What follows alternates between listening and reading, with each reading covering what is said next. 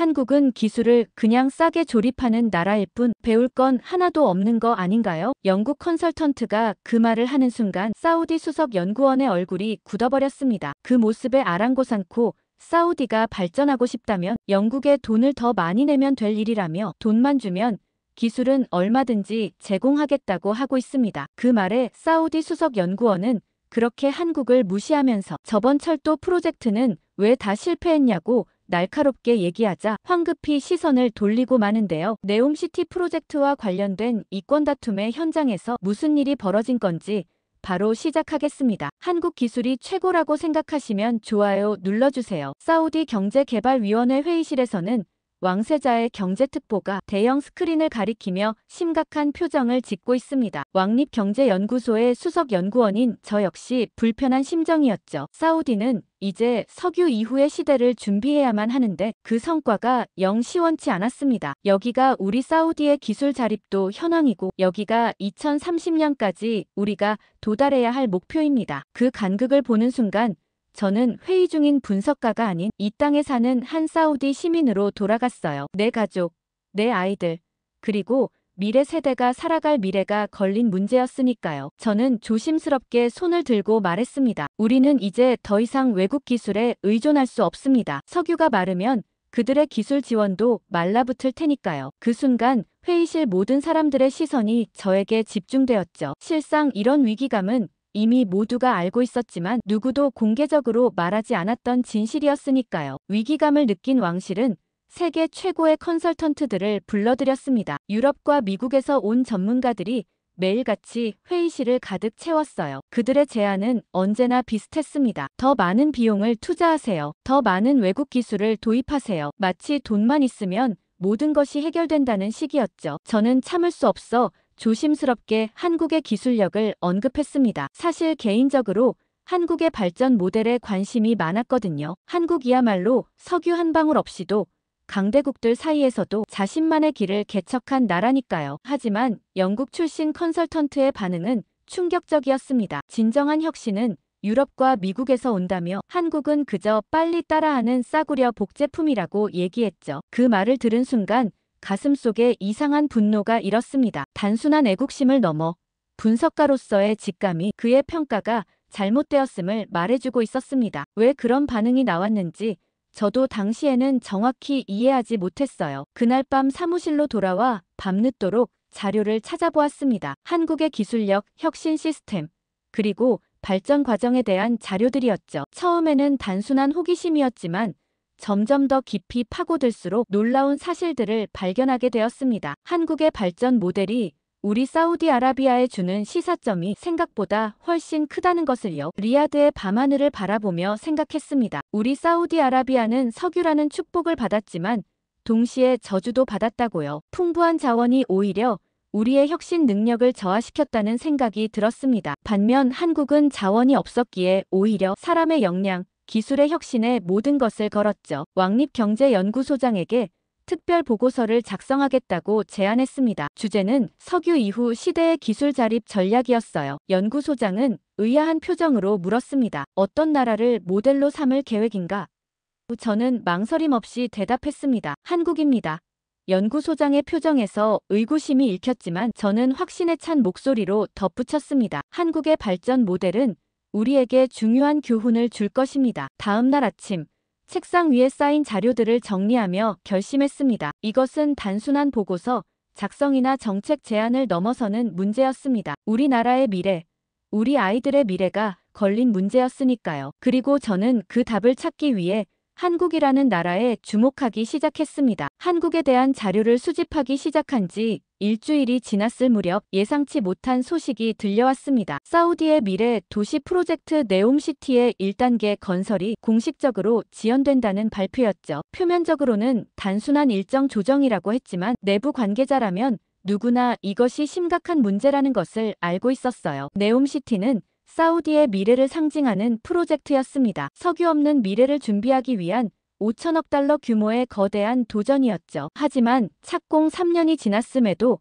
사막에는 여전히 비전과 계획만 가득할 뿐 실질적인 진전은 보이지 않았습니다. 회의실에서 국제 컨설팅 회사들의 화려한 프레젠테이션과 달리 현장은 답답하게 제자리 걸음이었어요. 왕세자의 지시로 네옴시티 프로젝트 점검 특별팀에 합류하게 되었습니다. 처음 현장을 방문했을 때의 충격은 아직도 생생합니다. 수많은 서류와 계획, 그리고 천문학적인 비용이 투입되었지만 사막의 모래만 쌓여 있을 뿐이었죠. 서류상으로는 30%가 완성되었다고 했지만 실제로 보이는 건 기초 공사 몇 개와 임시 사무실 뿐이었습니다. 특별팀 회의실에서는 서로 책임을 미루는 목소리만 가득했습니다. 유럽 건설사들은 현지 조건의 어려움을 탓했고 미국 기술 컨설턴트들은 기술적 난제를 강조했어요. 모두가 더 많은 시간과 더 많은 예산을 요구할 뿐 문제 해결에 대한 실질적인 방안은 제시하지 못하고 있었습니다. 보고서를 작성하기 위해 밤을 새워 자료를 분석했습니다. 숫자들을 들여다볼수록 명확해지는 한 가지 패턴이 있었어요. 서구 선진국의 방식은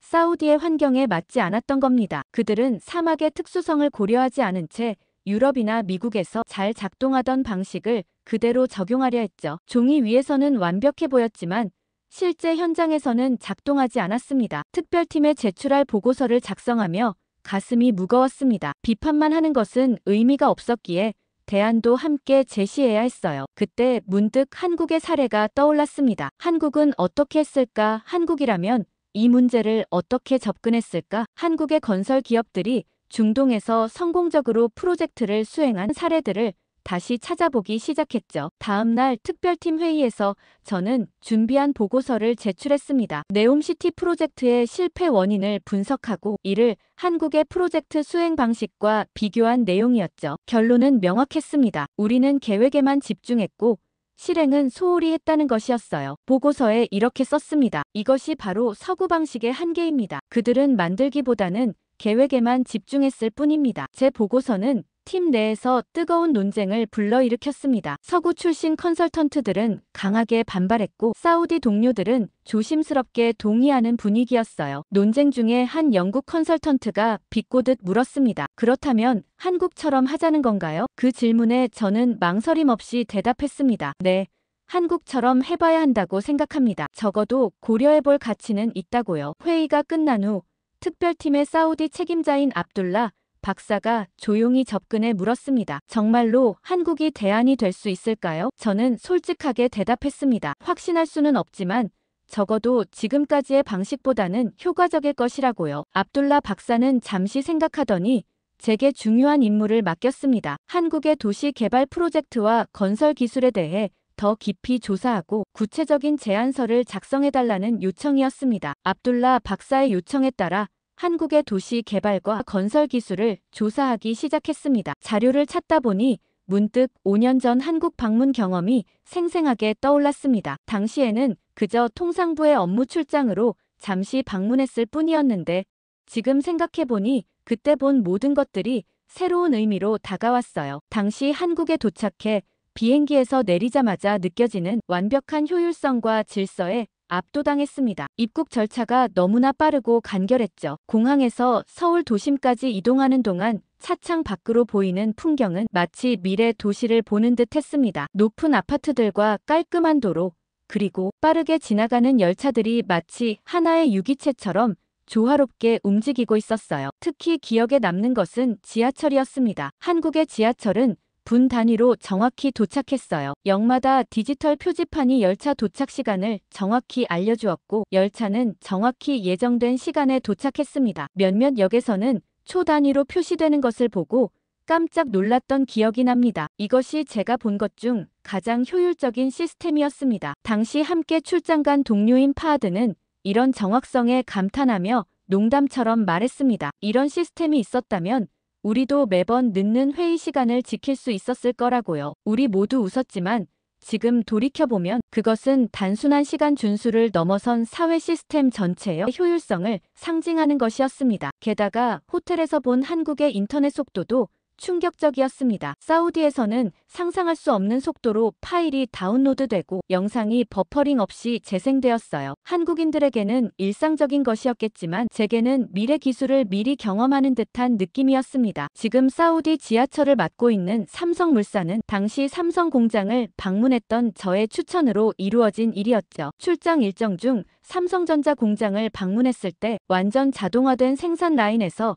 반도체가 만들어지는 과정을 보며 경이로움을 느꼈습니다. 공장 관계자는 이 모든 기술이 100% 한국의 자체 기술력으로 개발되었다고 자랑스럽게 설명했어요. 5년 전에 그 짧은 방문에서 본 것들이 지금에야 의미가 명확해졌습니다. 그것은 단순한 기술력이 아니라 문제를 효율적으로 해결하는 방식과 미래를 준비하는 태도, 그리고 끊임없는 혁신의 문화였어요. 한국 방문 기억을 되새기며 자료를 정리하던 중 흥미로운 통계를 발견했습니다. 한국은 1960년대까지만 해도 사하라 이남 아프리카 국가들보다 가난한 나라였습니다. 그런데 불과 60년 만에 세계 10위권의 경제대국으로 성장했다는 사실이었죠. 석유 한 방울 없는 나라가 어떻게 이런 기적을 이룰 수 있었을까? 그 답을 찾는 것이 제 임무가 되었습니다. 수일간 자료를 분석한 후 압둘라 박사에게 제출할 보고서를 작성했습니다. 이 보고서는 단순한 기술적 분석을 넘어 한국의 발전 모델이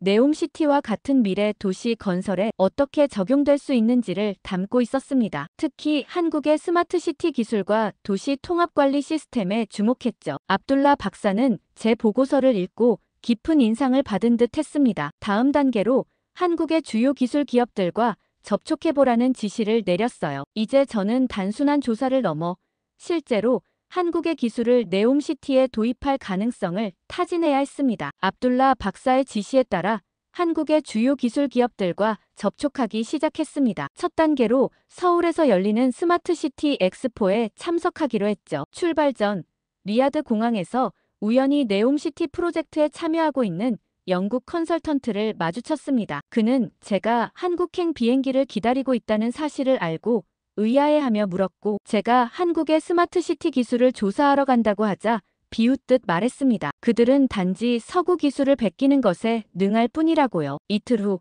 서울 코엑스에서 열린 엑스포 현장에 도착했을 때 제 생각은 완전히 바뀌었습니다. 전시장은 상상 이상의 기술들로 가득했어요. 특히 눈길을 끈 것은 도시 전체를 디지털 트윈으로 구현한 통합관리 시스템이었습니다. 실시간으로 교통 흐름과 에너지 사용량, 심지어 대기질까지 모니터링하고 제어하는 시스템이었죠. 한국의 대표적인 전자기업 부스를 방문했을 때 사막 환경에 최적화된 태양광 패널 기술을 소개받았습니다. 일반적인 태양광 패널과 달리 사막의 모래바람과 극단적인 온도 변화에도 견딜 수 있도록 특별히 설계된 기술이었어요. 더 놀라운 것은 이 기술이 이미 중동의 다른 국가에서 성공적으로 도입되었다는 사실이었습니다. 엑스포에서 만난 한국 스마트시티 협회의 김 이사는 제게 중요한 통찰을 제공했습니다. 한국 기술의 핵심은 단순히 제품을 만드는 것이 아니라 그 지역의 환경과 필요에 맞게 설계하는 능력에 있다고 했어요. 그는 한국이 반도체와 스마트폰 그리고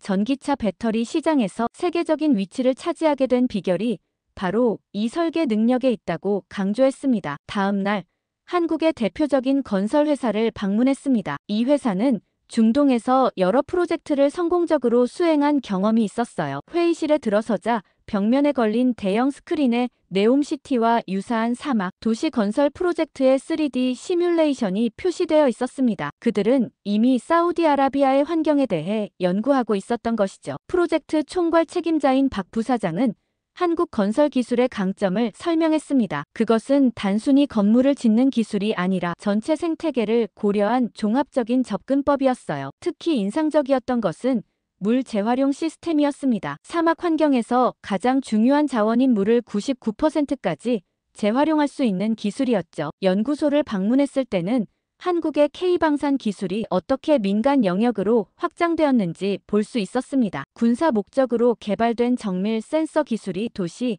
안전관리 시스템으로 발전한 사례였어요. 엔지니어는 이것이 한국 기술의 특징이라고 설명했습니다. 하나의 기술을 개발하면 그것을 다양한 분야로 확장하고 응용하는 능력이 뛰어나다고 했죠. 일주일간의 조사를 마치고 호텔로 돌아와 보고서를 작성했습니다. 제 결론은 명확했습니다. 한국의 기술은 단순히 저렴한 제품이 아니라 철저한 전략적 설계의 결과물이었어요. 그들은 기술을 단순히 생산하는 게 아니라 구체적인 목적과 환경에 맞게 전략적으로 설계했습니다. 특히 주목할 만한 점은 한국 기업들의 실용주의적 접근법이었습니다. 이론보다는 실제 적용에 중점을 둔 기술 개발 방식은 네옴시티와 같은 프로젝트에 완벽하게 들어맞을 것 같았어요. 화려한 비전보다는 실제로 작동하는 시스템을 만드는데 집중하는 태도가 인상적이었습니다. 리야드로 돌아가는 비행기 안에서 창밖을 바라보며 생각했습니다. 한국이 이룬 기술적 성취는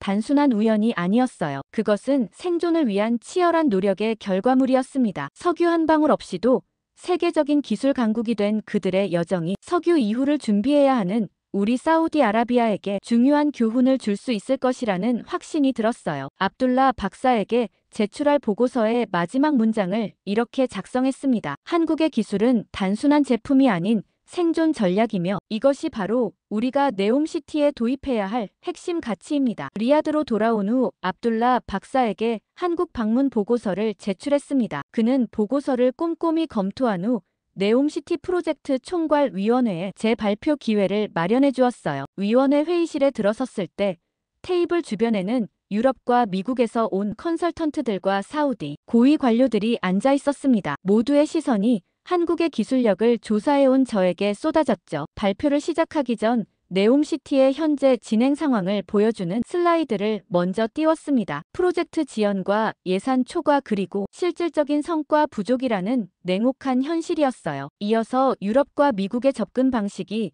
왜 사우디의 환경에 맞지 않는지 분석한 자료를 보여주었습니다. 서구 기술의 한계를 지적하는 순간 예상대로 서구 컨설턴트들의 표정이 굳어졌죠. 제가 서구 기술의 한계점을 크게 세 가지로 요약했을 때 회의실 분위기가 갑자기 긴장되었습니다. 유럽과 미국은 문제 해결보다는 기존의 방식을 고수하는 경향이 있다고 설명하면서 그들이 북유럽이나 미국 서부에서 잘 작동하던 방식을 사막 환경에 그대로 적용하려 했던 수많은 사례를 보여주었어요. 이어서 그들의 기술은 풍부한 물과 전력 공급을 전제로 설계되었다는 점, 그리고 모든 것을 처음부터 완벽하게 구현하려는 접근법이 실질적인 진전을 방해했다는 점까지 차근차근 설명했습니다. 제 말이 끝나기가 무섭게 영국 출신 컨설턴트가 코웃음을 치며 자리에서 일어났습니다. 그는 제 발표가 한심하게 주관적이라며 그들의 방식은 수십 년간 전 세계에서 검증된 접근법인데 이제 겨우 산업화를 이룬 신흥국가 한국의 경험이 어떻게 서구보다 나을 수 있냐고 비꼬았어요. 심지어 한국은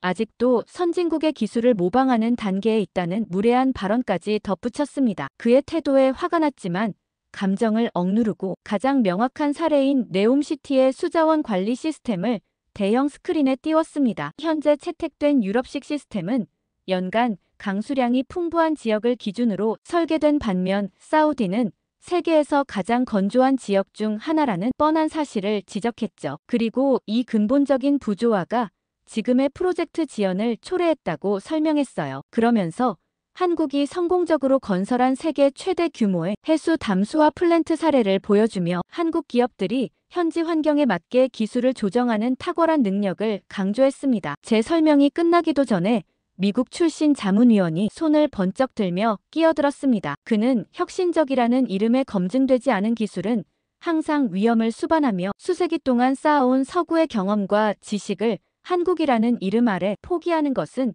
전체 프로젝트를 도박에 거는 것과 같다고 비꼬았어요. 한국이 중동에서 몇 개의 프로젝트를 완수했다고 해서 네옴과 같은 세기의 프로젝트를 맡길 수는 없다며 마치 어린아이에게 우주선을 맡기는 것 같다고 비유했습니다. 그의 무례한 비유에 회의실의 일부 사우디 관료들이 불편한 기색을 보였지만 저는 평정심을 유지하며 에너지 시스템 사례로 넘어갔습니다. 서구의 설계는 안정적인 기존 전력망을 전제로 했지만 네옴시티는 완전히 새로운 인프라를 구축해야 하는 상황이라는 점을 강조했어요. 그리고 한국의 스마트 그리드 기술이 어떻게 제주도와 같은 고립된 환경에서도 안정적으로 작동하도록 설계되었는지, 그리고 이미 오만과 같은 사우디와 유사한 기후를 가진 국가에서 성공적으로 구현된 사례들을 상세히 보여주었습니다. 문제 해결 접근법의 차이를 설명하는 동안 저는 서구 컨설턴트들의 표정이 점점 굳어지는 것을 볼 수 있었어요. 그들이 제시한 해결책이 대부분 더 많은 자금과 시간을 요구하는 반면 한국은 주어진 조건과 자원 안에서 최적의 해결책을 찾는데 탁월하다는 점을 강조했습니다. 이것은 제한된 자원 속에서 급속한 성장을 이뤄야 했던 한국의 역사적 경험에서 비롯된 것이라고 설명했죠. 독일 출신 기술자문이 자리에서 일어나 한국 기술에 대한 신랄한 비판을 시작했습니다. 그는 한국 제품의 품질과 내구성에 강한 의문을 제기하며 중동 환경에서 20년, 30년을 견딜 수 있는지 증명이 필요하다고 주장했어요. 그는 심지어 싸구려 전자제품을 만드는 나라가 어떻게 사막에서 천년 도시를 건설할 수 있겠느냐는 모욕적인 발언까지 서슴지 않았습니다. 그의 무례함에 회의실이 술렁이는 동안 저는 침착하게 구체적인 사례를 하나 더 공유했습니다. 서구 기업이 설계한 네옴시티의 쓰레기 처리 시스템이 유럽 도시와 동일한 방식으로 설계되었지만 사막의 고온 환경에서는 유기물 분해 속도가 완전히 달라 제대로 작동하지 않았던 사례를 보여주었어요. 반면 한국 기업은 중동 특유의 음식물 쓰레기 특성과 기후 조건을 고려한 맞춤형 시스템을 이미 개발했고 두바이에서 성공적으로 운영 중이라는 사실을 강조했습니다. 건설 방식의 차이를 설명하는 동안 프랑스 출신 컨설턴트는 계속해서 코웃음을 치며 혼잣말로 동양인들이 그렇게 대단하다면 왜 아직도 우리 기술을 배우러 오는 거야 라고 중얼거렸습니다. 저는 그의 도발에 넘어가지 않고 한국의 모듈식 건설 방식과 자동화 기술이 어떻게 건설 기간을 단축하고 비용을 절감할 수 있는지, 특히 극한 기후에서도 작업할 수 있는 건설 로봇 기술이 사막 환경에 얼마나 이상적인지를 차분히 설명했어요. 발표를 마무리하면서 한국 기업들이 중동에서 성공적으로 완료한 대형 프로젝트들을 연속해서 보여주었습니다. 바라카 원전과 쿠웨이트의 무바라크 알 카비르 항만, 그리고 카타르의 루사일 스마디움 같은 프로젝트들이 모두 납기를 준수하고 예산 내에서 완성되었다는 점을 강조했죠. 발표가 끝나자 회의실은 두 갈래로 나뉜 반응을 보였습니다. 서구 컨설턴트들은 마치 자신들의 영역을 침범당한 것처럼 방어적인 태도를 보였고, 일부는 여전히 한국 기술을 동양의 값싼 대안 정도로 치부하며 무시했어요. 반면 사우디 관료들은 놀라움과 강한 관심을 표현했습니다. 특히 재무 담당 위원은 제가 제시한 비용 절감 가능성에 눈을 빛내며 구체적인 숫자를 요청했죠. 질의응답 시간에 영국 컨설턴트가 마지막 공격을 시도했습니다. 그는 한국 기술에 검증되지 않은 위험성을 과장하며 서구의 오랜 경험과 실적을 내세웠어요. 한국 기술을 도입하는 것은 마치 검증된 비행기를 두고 시험 비행 중인 비행기를 타는 것과 같습니다라며 새로운 접근법으로 전환하는 것이 더 큰 재앙을 초래할 것이라고 경고했습니다. 모두의 시선이 제게 쏠리는 순간 저는 천천히 자리에서 일어나 차분하게 대답했습니다. 만약 지금까지의 방식이 제대로 작동했다면 우리는 지금 이 회의실에 모여있지 않을 겁니다. 3년이 지났지만 네옴시티는 여전히 사막의 모래 위에 그려진 청사진에 불과합니다. 현재 접근법의 한계는 이미 명확하게 드러났고 이제 우리는 실질적인 결과를 만들어낼 수 있는 대안이 필요합니다. 검증된 비행기라고 주장하시지만 그 비행기는 지금 이륙하지도 못하고 활주로에 멈춰 있습니다. 제 마지막 말에 회의실이 잠시 침묵에 빠졌고 이어서 사우디 관료들은 서로 분주하게 무언가 얘기를 하고 있는 것 같았습니다. 회의가 끝난 며칠 후 압둘라 박사가 저를 따로 불러 최고위원회 관리들이 따로 프리젠테이션을 요청했다고 했어요. 저는 제가 생각한 미래가 현실이 될지도 모른다는 생각에 들떴고 최선을 다해서 자료를 준비했죠. 며칠 뒤 회의실에 들어서자 왕세자의 측근들과 고위 정책 결정자들이 저를 기다리고 있었습니다. 첫인상부터 이전 회의와는 달랐어요. 그들의 눈빛에서 단순한 호기심을 넘어선 진지한 관심이 느껴졌습니다. 미래도시계획단의 수장인 압둘 아지즈 박사가 먼저 입을 열었습니다. 한국과 같은 자원 빈국이 어떻게 세계적인 기술 강국으로 성장할 수 있었는지, 특히 위기 상황에서 한국이 보여준 놀라운 회복력이 사우디에 주는 교훈이 무엇인지 알고 싶다고 말했어요. 저는 천천히 프레젠테이션을 시작했습니다. 첫 슬라이드에 1997년 아시아 금융위기 당시 한국의 모습을 보여주는 흑백 사진들을 띄웠어요. IMF 구제금융을 받으며 국가적 위기에 처했던 암울한 장면들이었습니다. 이어서 그로부터 불과 5년 후의 모습으로 넘어갔죠. 세계 IT 강국으로 도약한 한국의 화려한 모습은 회의실의 모든 사람들을 놀라게 했습니다. 에너지부 차관이 의아한 표정으로 질문했습니다. 어떻게 한 나라가 그토록 짧은 시간에 그런 극적인 변화를 이룰 수 있었는지, 그것이 단순한 운이 아니라면 무슨 비결이 있었는지 알고 싶다고 했어요. 저는 미소를 지으며 한국이 IMF 위기를 극복하는 과정에서 보여준 국가적 회복 탄력성에 대해 설명했습니다. 다른 나라들이 위기 상황에서 R&D 투자를 줄일 때 한국은 오히려 이를 확대했다고 말했어요. 이 과감한 결정이 이후 반도체와 디스플레이 분야에서 세계적 경쟁력을 갖추는 토대가 되었다고 강조했습니다. 왕세자의 경제 고문이 감탄하며 말했습니다. 한국의 사례가 마치 불사조처럼 재에서 다시 태어나는 이야기 같다고요. 그는 특히 정부와 기업 시민이 어떻게 하나가 되어 위기를 극복했는지에 관심을 보였습니다. 다음 슬라이드로 넘어가면서 2008년 글로벌 금융위기 당시 한국의 대응을 보여주었습니다. 세계 경제가 침체에 빠진 상황에서도 한국은 녹색 성장 전략을 과감히 추진했다고 설명했어요. 이에 계획단의 한 젊은 사우디 임원이 놀라움을 감추지 못하며 물었습니다. 대부분의 나라들이 긴축 정책을 펼치던 시기에 어떻게 그런 과감한 성장 전략을 추진할 수 있었는지 궁금하다고요. 저는 위기를 기회로 전환하는 능력이 한국의 DNA에 깊이 새겨져 있다고 대답했습니다. 한국은 자원이 부족한 환경에서 오직 사람의 힘과 지혜에 의존해 성장해 왔기 때문에 위기 상황에서도 전통적인 틀을 벗어나 새로운 길을 찾아내는데 능숙하다고 설명했어요. 환경부 장관이 코로나19 위기 당시 한국의 대응에 대해 물었습니다. 사우디도 많은 자금을 투입했지만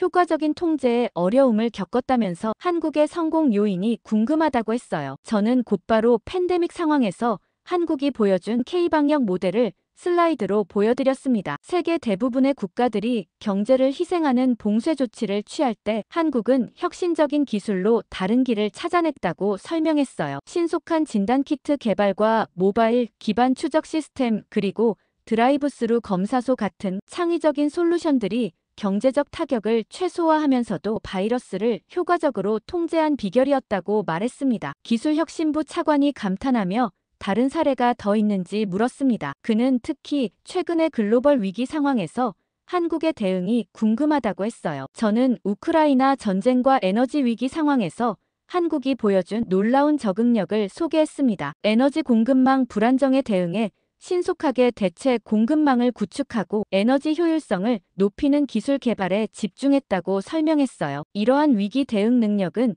사막의 극한 환경에서 건설되는 네옴시티 프로젝트의 매우 중요한 자질이 될 것이라고 강조했습니다. 한 고위 관료가 한국의 신속한 적응력이 인상적이지만 사우디아라비아의 환경과 문화는 한국과 너무 다른데 이런 방식이 실제로 네옴시티에 적용될 수 있을지 의문이라며 신중한 목소리로 질문했습니다. 저는 2016년 한국 기업이 사우디에서 겪었던 도전과 이를 어떻게 극복했는지에 대한 사례를 들었습니다. 한국은 문화적 차이에도 불구하고 현지 상황에 맞게 접근법을 조정하는 유연성을 보여주었다고 설명했어요. 특히 한국 기업들이 현지 인력과 협력하며 사우디의 문화적 특성을 존중하는 방식으로 프로젝트를 진행했던 사례들을 구체적으로 제시했습니다. 그러자 건설부 장관이 핵심적인 질문을 던졌습니다. 한국의 기술이 실제로 사막 환경에서 검증된 적이 있는지, 특히 네옴시티와 같은 극한의 조건에서 작동할 수 있는지 증명이 필요하다고 했어요. 저는 자신감 있게 바라카 원전 건설 사례를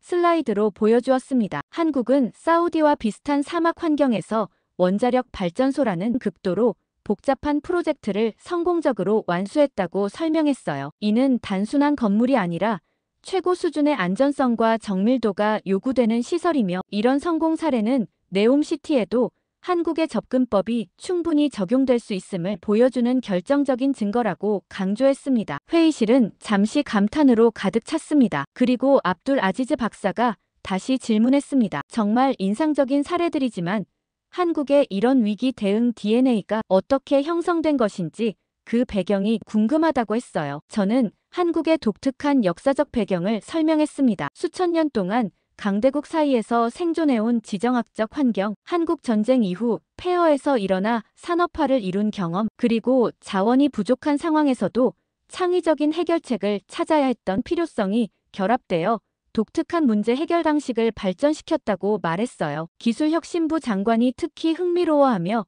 한국의 빨리빨리 문화에 대해 더 알고 싶다고 했습니다. 그는 사우디 프로젝트들이 종종 지연되는 문제를 언급하며 한국의 신속한 실행력이 어떻게 가능한지 물었어요. 저는 한국의 빨리빨리 문화가 서구에서는 종종 부정적으로 인식되지만 사실은 위기 상황에서 결정적인 경쟁력이 된다고 설명했습니다. 신속한 의사결정과 실행이 네옴시티와 같은 대규모 프로젝트에서 얼마나 중요한지, 그리고 이것이 어떻게 한국 기업들의 글로벌 경쟁력으로 이어지는지 구체적인 사례들과 함께 설명했어요. 마지막으로 한국 기업들의 위기 대응 사례들을 소개했습니다. 삼성전자가 갤럭시 노트 7 배터리 폭발 사태를 어떻게 극복하고 오히려 품질 관리 시스템을 강화했는지, 현대자동차가 글로벌 반도체 부족 상황에서 어떻게 생산 차질을 최소화했는지 등의 사례였어요. 이러한 기업들의 위기 대응 능력이 프로젝트 수행 과정에서 예상치 못한 문제가 발생했을 때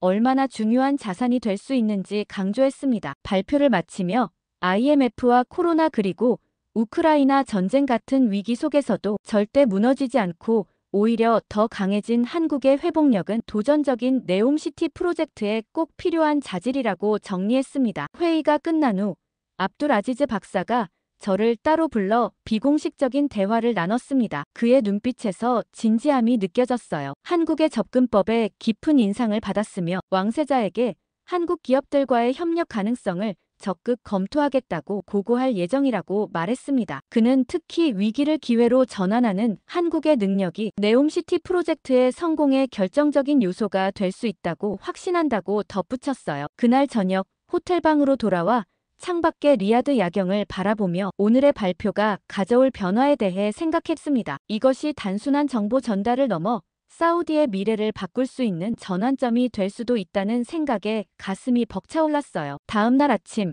예상치 못하게 왕실 비서실에서 연락이 왔습니다. 왕세자가 직접 저의 보고서와 발표 내용에 깊은 관심을 보였으며 한국의 주요 기업들과 네옴시티 프로젝트 협력 방안을 논의하기 위한 특별 태스크포스 구성을 지시했다는 내용이었어요. 그리고 놀랍게도 저에게 그 태스크포스의 공동 책임자 역할을 맡아달라는 요청이었습니다. 이제 한국의 기술과 위기 대응 능력이 사우디의 미래 도시 건설에 새로운 길을 열어줄 것이라는 확신이 더욱 강해졌습니다. 한국인이 이사 오자 영국의 한 마을이 발칵 뒤집혔습니다. 마을 주민들이 단체로 몰려가 한국인들은 제발 떠나달라며 시위를 하고 있는데요. 그러나 얼마 후 이웃들의 강한 반대 속에 이사온 한국 가족이 단 몇 달 만에 동네의 모든 편견을 깨부수고 환호를 받고 있습니다. 처음에는 아무도 이들을 반기지 않았지만 이 가족의 어린 딸이 보여준 놀라운 행동은 마을 전체를 감동시켰는데요. 대체 이 한국 가족이 어떻게 마을의 영웅이 돼버린 건지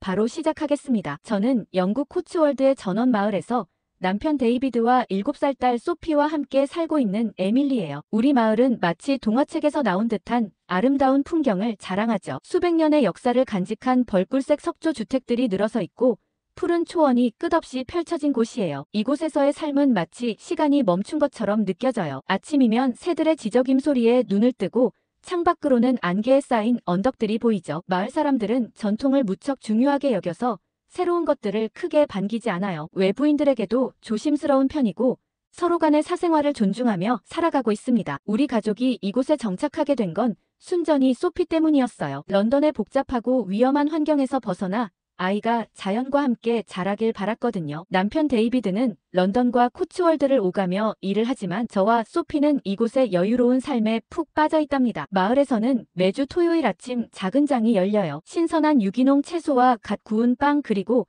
지역 특산품들이 즐비하죠. 소피는 특히 꿀 파는 할아버지를 좋아해요. 할아버지는 항상 소피에게 작은 꿀사탕을 하나씩 건네주시거든요. 이런 따뜻한 정이 있어 더욱 마음에 드는 동네예요. 하지만 이곳에서 살면서 가장 신경 쓰이는 건 마을의 불문율이에요. 새로 이사 온 주민이라도 스스로 알아서 이 규칙들을 익혀야 한다고 해요. 예를 들어 일요일 오후에는 정원 관리를 하면 안 되고 저녁 8시 이후엔 피아노 연주도 금지되어 있죠. 이런 규칙들이 처음엔 답답하게 느껴졌지만 지금은 이해가 돼요. 고요하고 평화로운 마을의 분위기를 지키기 위해서니까요. 소피는 마을의 유일한 초등학교에 다니고 있어요. 빅토리아 시대에 지어진 붉은 벽돌 건물이 무척 인상적이죠. 학교에서는 전통적인 영국식 교육을 중시해서 예절 교육부터 시작한답니다. 우리 집은 마을 광장 근처에 있는 300년 된 석조 주택이에요. 겨울이면 조금 춥긴 하지만 두꺼운 벽이 주는 아늑함이 있죠. 봄이면 정원에 수선화가 피고 여름이면 장미가 만발해요. 소피는 이 정원에서 친구들과 놀기를 좋아하죠. 물론 저녁 식사 시간 전까지만요. 저녁 식사는 가족이 함께 모여 조용히 대화를 나누는 소중한 시간이니까요. 이렇게 전통과 품위를 중시하는 마을에서 살다 보니 저도 모르게 예전보다 훨씬 조심스러워졌어요. 아침에 빨래를 널 때도 이웃집 창문을 의식하게 되고 소피가 정원에서 너무 크게 웃지 않도록 주의를 주게 되었습니다. 때로는 이런 제 모습이 지나치다는 생각도 들지만 이곳의 고요하고 평화로운 분위기를 지키는 것도 주민으로서의 의무라고 생각해요. 그런데 우리 마을의 평화로운 일상은 왕리화와 장웨이펑 부부가 이사 오면서 깨지기 시작했어요. 처음엔 새로운 이웃의 등장을 반가워했죠. 다양한 문화가 공존하는 것도 아이들 교육에 좋을 거라 생각했거든요. 하지만 그건 정말 큰 오산이었습니다. 문제는 그들의 아들 장웨이안에게서 시작됐어요. 소피가 어느 날 학교에서 돌아와 울면서 이야기를 했죠. 장웨이안이 친구들의 장난감을 빼앗고 누가 말리면 주먹을 휘두른다고요. 처음엔 단순한 말썽이려니 했지만 상황은 점점 심각해졌어요. 학교에선 거의 매일 장웨이안과 관련된 사건이 터졌습니다. 다른 아이들의 도시락을 가져가 먹고 마음에 들지 않는다며 바닥에 던지기도 했어요. 체육 시간에는 축구공을 일부러 여자아이들의 얼굴을 향해 차서 다치게 했죠. 급기야 교무실에서 선생님의 지갑을 훔치다 적발되는 일까지 벌어졌어요. 더 큰 문제는 부모의 태도였습니다. 교장 선생님이 부모를 불러 상담을 하려 해도 그들은 늘 바쁘다며 피했어요. 겨우 만나서 이야기를 해도 모든 게 문화적 차이 때문이라며 변명했죠. 심지어 영국 아이들이 자신의 아들을 따돌리고 있다며 역으로 항의를 하기도 했어요. 학부모회에서도 이 문제가 자주 거론됐습니다. 아이들이 학교 가기를 무서워한다고 호소하는 부모들이 늘어났어요. 저도 소피가 걱정돼서 등하교 때 꼭 데려다주고 데려왔죠. 하지만 왕리화는 학부모회에 한 번도 참석하지 않았어요. 대신 SNS에 자신의 아들이 인종차별을 당하고 있다는 글을 올리며 피해자인 척 했습니다. 장웨이안의 폭력성은 날이 갈수록 심해졌어요. 한 번은 과학 실험 시간에 개구리 해부를 하는데 실험용 칼로 다른 아이들을 위협했다고 해요. 선생님들도 이제는 그를 제지하는 것을 두려워하게 됐죠. 그런데도 부모는 아이의 행동을 제대로 된 교육으로 바로잡으려 하지 않았어요. 그러던 어느 날 소피가 학교 화장실에서 장웨이안을 마주쳤다고 해요. 그날 소피는 온몸을 떨며 집에 돌아왔죠. 장웨이안이 자신의 머리카락을 자르겠다고 위협했다고 했어요. 그제서야 저는 더 이상 참을 수 없다고 결심했습니다. 학교와 경찰에 공식적으로 민원을 제기했어요. 다행히 다른 학부모들도 동참해 주었죠. 하지만 장웨이펑 부부는 오히려 저희를 협박하기 시작했어요. 자신들이 얼마나 영향력 있는 사람들인지 보여주겠다면서 변호사까지 내세웠죠. 물론 학교는 이 심각한 상황을 해결하기 위해 다양한 노력을 기울였어요. 처음에는 일반적인 절차대로 경고장을 보내고 학부모 상담을 시도했죠. 하지만 장웨이안의 부모는 매번 바쁘다는 핑계로 학교에 연락을 회피했습니다. 간혹 상담에 응하더라도 그들의 태도는 전혀 협조적이지 않았어요. 아들의 행동이 잠시 잠잠해지는가 싶다가도 더 큰 문제를 일으키곤 했죠. 마치 고무줄처럼 잠깐 늘어났다가 더 세게 튕기는 것 같았어요. 학부모들의 수많은 민원으로 지역 아동 보호 서비스도 이 사건에 개입하게 됐습니다. 그들은 장웨이안의 문제 행동이 가정 환경과 깊은 관련이 있다고 판단했어요. 부모에게 상담과 가족 중재 프로그램 참여를 권했지만 이마저도 거부당했죠. 결국 법적 개입까지 고려하게 되었어요. 결국 학교는 장웨이안을 PRU라고 하는 대한교육센터로 보내기로 결정했습니다. PRU는 일반 학교에서 적응하지 못하는 아이들을 위한 특별한 곳이에요. 그곳에서는 소수 정예로 아이들을 관리하며 학업뿐만 아니라 감정 조절이나 대인관계 기술도 가르치는 곳이거든요. 그렇게 장웨이안이 PRU로 가게 된 후 학교는 거짓말처럼 평화로워졌습니다. 아이들의 표정이 밝아졌고 복도에서 웃음소리가 다시 들리기 시작했어요. 소피도 더 이상 악몽에 시달리지 않게 됐죠. 학부모들은 교육청에 청원서를 제출했어요. 장웨이안이 다시 학교로 돌아오지 못하게 해달라는 내용이었죠. 모두가 그 평화로운 시간이 영원히 지속되기를 바랐습니다. 하지만 이 사건은 우리 마을에 깊은 상처를 남겼어요. 특히 아시아계 가정에 대한 편견이 생기게 됐죠. 전에는 없던 일이에요. 우리 마을은 늘 조용하고 평화로웠거든요. 하지만 이제는 새로운 이웃을 맞이할 때마다 혹시나 하는 걱정이 앞서게 됐죠. 특히 아이가 있는 가정들은 더욱 민감하게 반응했어요. PRU에서는 장외이안의 재활을 위해 최선을 다하겠다고 했고 전문 상담사들이 붙어서 그의 분노 조절 문제를 해결하려 노력한다고 했죠. 하지만 그 집 부부가 전혀 협조를 하지 않으니 근본적인 변화가 가능할까 걱정스러웠습니다. 아무리 좋은 교육 시스템과 지원 제도가 있어도 부모가 협조하지 않고서는 아이의 진정한 변화를 이끌어내기 어렵기 때문이죠. 그렇게 웨이안을 잊어갈 무렵 더 큰 바람이 불어닥쳤습니다. 저는 그날을 아직도 선명히 기억해요. 마을 우체부 피터가 평소보다 일찍 돌아다니며 소식을 전했죠. 메이플 가든 12번지에 한국 가족이 이사 온다는 소식이었어요. 그 소식이 전해지자마자 마을 전체가 마치 쓰나미가 몰아친 것처럼 술렁이기 시작했어요. 아침 산책을 하던 주민들이 길에서 모여 수군거렸고 텃밭에서 일하던 노부부도 호미를 놓고 걱정스러운 목소리로 이야기를 나누기 시작했죠. 특히 장외이안 사건을 직접 겪은 학부모들의 반응이 거셌어요. 마을 카페에 모인 엄마들은 얼굴이 하얗게 질린 채 자신들의 아이들을 어떻게 보호해야 할지 논의했습니다. 누군가는 아예 등교를 거부하게 하자는 극단적인 제안을 하기도 했죠. 저도 마음이 복잡했어요. 소피가 겨우 안정을 찾았는데 또다시 그런 일을 겪게 될까봐 두려웠거든요. 밤에는 장외이안에게 위협당하던 소피의 악몽이 다시 시작될까 걱정됐고 낮에는 새로 올 아이가 혹시 소피의 반에 배정되진 않을까 노심초사했습니다. 하지만 한편으로는 깊은 고민이 들었어요. 정말 모든 아시아 가정을 하나의 잣대로 판단하는 게 옳은 걸까요? 마을의 이런 태도가 또 다른 형태의 폭력은 아닐까 하는 생각이 들었죠. 하지만 장외이안에게 엄청 당했던 터라 이런 생각을 입 밖으로 꺼내기가 조심스러웠어요. 게다가 상황은 점점 더 심각해져 갔어요. 헬렌과 마가렛을 주축으로 한마을 질서 수호대라는 이름의 모임이 결성됐고 5명의 주민들이 한나 씨의 집을 직접 찾아가기로 했다고 해요. 그들은 마치 중세시대의 마녀 사냥처럼 한나 씨에게 노골적인 적대감을 드러내며 이 동네는 당신 같은 사람들과 맞지 않는다고 말했다고 합니다. 놀라운 건 그 순간의 한나 씨의 반응이었어요. 대부분의 사람들이라면 분노하거나 두려움에 떨었을 텐데 그녀는 놀라울 정도로 차분했다고 해요. 오히려 방문객들에게 따뜻한 녹차와 직접 만든 떡을 대접하면서 자신들도 이 마을에서 평화롭게 살고 싶다는 진심을 전달했다고 합니다. 한나 씨는 자신의 이야기도 들려주었대요. 런던의 번잡한 도시를 떠나 이곳을 선택한 이유가 바로 이 마을의 전통과 평화로운 분위기 때문이었다고요. 그리고 자신의 딸 수아가 자연 속에서 건강하게 자라길 바란다는 말도 덧붙였다고 합니다. 한나 씨의 진정성 있는 태도는 주민들의 마음을 조금씩 누그러뜨리기 시작했어요. 특히 헬렌은 한나 씨가 건넨 녹차의 맛과 향에 깊은 인상을 받았다고 하더라고요. 떡의 은은한 달콤함도 마음에 들었다고 했죠. 다음날 열린 주민회의에서도 분위기가 달라졌어요. 처음에 강경한 입장은 조금씩 부드러워졌고 결국 일단 지켜보자는 쪽으로 의견이 모아졌죠. 물론 여전히 경계하는 시선이 많았지만 적어도 노골적인 반대는 수그러들었어요. 저는 한나 씨의 대응이 무척 인상적이었습니다. 적대적인 방문객들을 마주하고도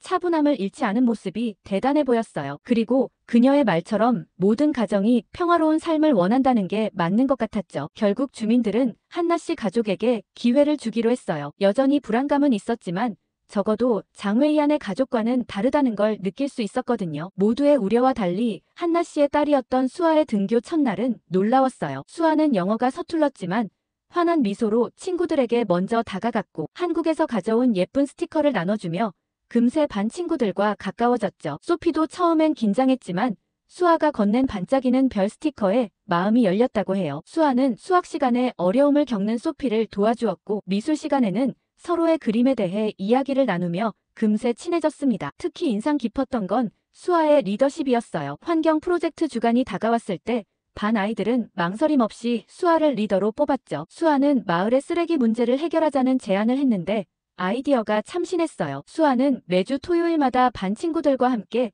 마을 공원과 강가에 쓰레기를 줍는 캠페인을 시작했습니다. 처음에는 몇 명뿐이었지만 점점 다른 반 아이들도 동참하기 시작했어요. 아이들은 줍는 쓰레기의 종류를 기록하고 이를 바탕으로 환경보호 계획을 세웠죠. 더 놀라운 건 수아가 제안한 에코 포인트 시스템이었어요. 쓰레기를 주워올 때마다 포인트를 적립하고 이를 나무 심기에 사용하자는 아이디어였죠. 아이들은 이 게임 같은 활동에 열광했고 선생님들도 이 창의적인 접근법에 감탄했습니다. 소피는 매일 저녁 수아와의 활동을 신나게 이야기했어요. 어느 날은 수아가 가져온 한국의 분리수거 시스템에 대해 설명하며 우리도 그렇게 해보자고 제안했다고 하더라고요. 아이들의 열정은 곧 학부모들에게도 전해졌습니다. 프로젝트가 진행되면서 마을의 모습도 조금씩 달라지기 시작했어요. 거리는 더욱 깨끗해졌고 공원에는 아이들이 직접 심은 꽃들이 피어났죠. 주민들은 등교길에 쓰레기를 줍는 아이들을 보며 미소 짓게 됐습니다. 수아의 프로젝트는 학교 신문에도 소개됐어요. 교장 선생님은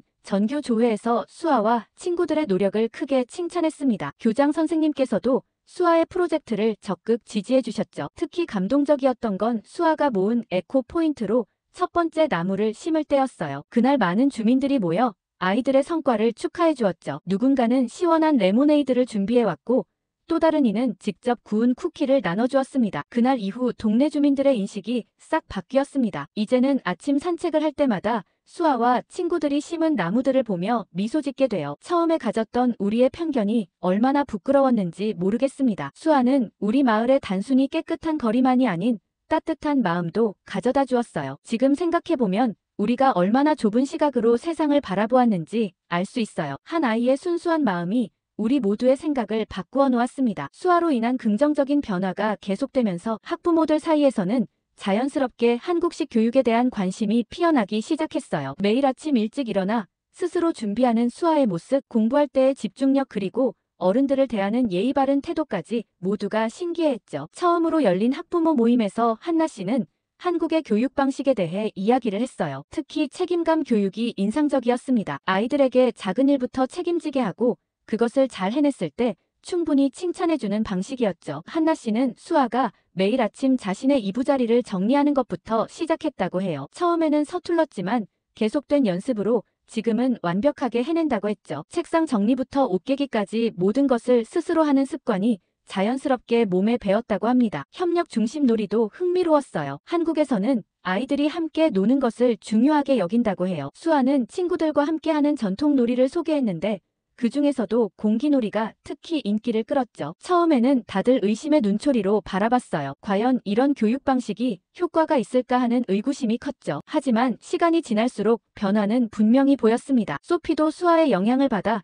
조금씩 달라지기 시작했어요. 아침에 일어나면 스스로 침대를 정리하고 책가방도 챙기더라고요. 전에는 상상도 못했던 모습이었죠. 숙제도 미루지 않고 그날 해내는 습관이 생겼어요. 다른 아이들도 마찬가지였어요. 수아가 보여준 책임감 있는 모습은 자연스럽게 친구들에게 영향을 미쳤죠. 교실에서도 서로 돕고 배려하는 분위기가 형성되었다고 해요. 학교 선생님께서도 모두들 수아를 따라 많이 달라졌다고 칭찬하셨죠. 수아가 하면 뭐든 다 따라하려고 하니 점심시간까지 달라졌다고 하셨습니다. 수아는 도시락을 깔끔하게 먹은 뒤 항상 자리를 깨끗이 정리하는데 친구들도 이런 모습을 보고 따라하기 시작했답니다. 그런 변화가 느껴지자 학부모회에서는 한나 씨를 다음 학부모 모임에도 나와달라고 부탁했고 한나 씨의 교육 방법을 더 집요하게 물어봤죠. 한나 씨는 더 구체적인 이야기를 들려주었어요. 한국의 똑똑한 아이보다 바른 아이로 키우기라는 교육 철학을 설명했죠. 이제는 부모들이 진지하게 귀 기울이며 질문을 하기 시작했어요. 특히 수아가 보여준 리더십은 한국식 교육의 장점을 잘 보여주었어요. 환경 프로젝트에서 보여준 책임감과 협동심은 분명 가정교육의 영향이 컸죠. 이제는 학부모들이 먼저 한나 씨에게 조언을 구하기 시작했어요. 자녀 교육에 대한 고민을 나누고 해결책을 함께 찾아가는 모습이 자연스러워졌죠. 처음에 냉담했던 분위기는 온데간데 없이 사라졌습니다. 한국 가족에 대한 편견도 자연스럽게 해소되기 시작했어요. 이제는 그들이 우리 마을의 소중한 일원이라는 것을 누구도 의심하지 않게 되었죠. 오히려 그들의 존재가 우리 마을을 더욱 풍요롭게 만들어주었다는 걸 깨닫게 되었습니다. 그렇게 평화로운 날들도 잠시 충격적인 소식이 마을을 뒤흔들었어요. PRU 프로그램을 마친 장웨이안이 다시 학교로 돌아온다는 소식이었죠. 교장 선생님은 정말 고민을 많이 하셨지만 PRU에도 다녀왔고 원칙에 따라 바로 아이를 퇴학시킬 수는 없다고 하셨어요. 모든 아이에게 두 번째 기회가 필요하다며 웨이안의 복귀를 승인했다고 합니다. 하지만 웨이안의 행동은 전혀 나아지지 않았어요. 오히려 더 악화된 것 같았죠. 특히 수아와 그녀의 친구들을 집중적으로 괴롭히기 시작했습니다. 환경 프로젝트로 주목받는 수아를 질투하는 듯 했어요. 처음에는 수아의 필통이 사라졌어요. 그 다음엔 소피의 도시락이 없어졌죠. 아이들은 웨이안을 의심했지만 증거를 찾을 수 없었습니다. 그러다 어느 날 한 아이가 웨이안이 자신의 사물함에 훔친 물건들을 숨기는 것을 목격했어요. 공원에서의 사건은 더 심각했어요. 수아와 친구들이 쓰레기를 줍고 있을 때 웨이안이 나타나 모아둔 쓰레기를 일부러 다시 흩뿌렸죠. 아이들이 말리자 웨이안은 소피를 밀쳐 넘어뜨렸고 무릎에 상처가 나고 말았어요. 가장 큰 문제는 학교 발표회 준비 때였습니다. 수아와 친구들은 환경 보호에 대한 발표를 준비하고 있었어요. 웨이안은 연습하는 교실에 들어와 의도적으로 소음을 내고 발표 자료를 망가뜨렸죠. 수아는 놀랍게도 화를 내는 대신 웨이안에게 다가가 대화를 시도했어요. 힘으로는 진정한 친구를 만들 수 없다며 함께 활동하자고 제안했죠. 하지만 웨이안은 수아의 얼굴에 침을 뱉으며 모욕적인 말을 퍼부었습니다. 이런 상황에서도 수아는 놀라운 인내심을 보여줬어요. 어른도 하기 어려운 일이었죠. 하지만 웨이안의 적대감은 날이 갈수록 커져만 갔습니다. 그러던 어느 날은 웨이안이 수아의 과학 프로젝트를 완전히 망가뜨렸어요. 한 달 동안 정성껏 키운 식물 실험이었는데 모든 화분을 땅에 내던져버렸죠. 수아는 처음으로 눈물을 보였습니다. 저는 왜 이럴 때 한나 씨가 나서지 않는지 궁금했어요. 다른 부모들은 웨이안이 자신의 아이에게 조금의 해라도 가하면 바로 학교에 전화하고 난리가 나는데 왜 한나 씨는 별다른 반응을 보이지 않을까 싶었죠. 그런데 적반하장으로 더 심각한 건 웨이안의 부모님 태도였어요. 상담을 요청해도 늘 바쁘다며 피했고 아들의 행동에 대해 항상 변명거리를 만들었죠. 심지어 수아가 자신의 아들을 고의로 자극한다며 책임을 전가하기도 했습니다. 학교는 점점 긴장감이 감돌았어요. 아이들은 웨이안을 피해 다녔고 복도에서는 더 이상 웃음소리가 들리지 않았죠. 수아의 환경 프로젝트도 위축되기 시작했어요. 쓰레기를 주우러 나갔다가 웨이안을 마주칠까봐 두려워하는 아이들이 늘어났거든요. 교사들도 난감해했어요. 웨이안의 행동은 분명 문제였지만 PRU에서 돌아온 아이를 또다시 내보내는 건 교육적으로 옳지 않다고 생각했죠. 대신 웨이안에게 특별 상담을 제공하고 수업 중 별도의 도우미를 배정했지만 효과는 없었습니다. 학부모들 사이에서 불만이 터져 나왔어요. 매일 밤 아이들은 불안에 떨며 잠들었어요. 더 이상 예전처럼 밝은 모습이 아니었죠. 마침내 모든 것이 폭발한 건 학교 환경 박람회 전날이었어요. 수아와 친구들이 도서관에서 마지막 발표 준비를 하고 있을 때였죠. 웨이안이 갑자기 들이닥쳐 준비해둔 포스터들을 찢기 시작했습니다. 그런데 아이들이 이번에는 다른 반응을 보였다고 하더라고요. 수아와 친구들이 한마음으로 뭉쳤죠. 소피가 선생님을 부르러 갔고 다른 친구들은 수아를 중심으로 원을 그리며 서서 웨이안을 막아섰습니다. 더 이상 도망치거나 숨지 않기로 한 거예요. 웨이안은 더욱 흥분해서 의자를 던지기 시작했어요. 수아는 차분한 목소리로 웨이안을 설득하려 했지만